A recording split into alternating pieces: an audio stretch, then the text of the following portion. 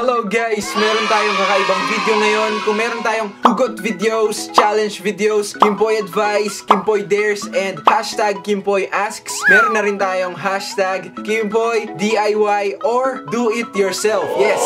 Kaya para sa ating pinakaunang hashtag Kimpoy DIY, this is DIY face mask for blackheads. Ang kailangan lang natin para makagawa ng face mask ay glue, pwede ring Elmer's glue, at activated charcoal. Pero make sure na yung gagamitin nyo na glue ay acid-free, non-toxic, and all-purpose. Ang purpose niya ngayon ay face mask. Ang una natin gagawin ay ipaghahalo natin itong glue at itong activated charcoal dito sa lalagyan. Ito na siya.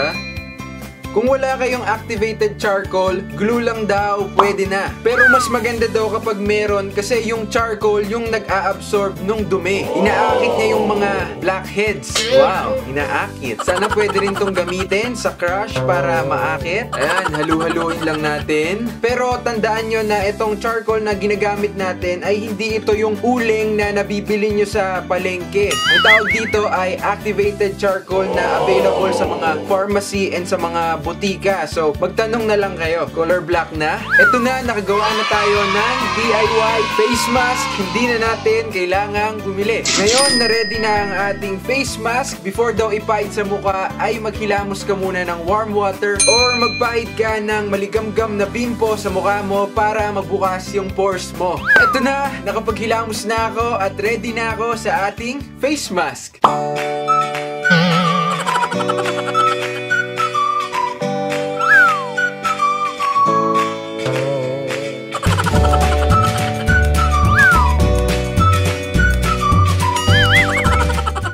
Ngayon na nalagyan na natin ang buong mukha ko, hihintayin na lang natin siyang matuyo.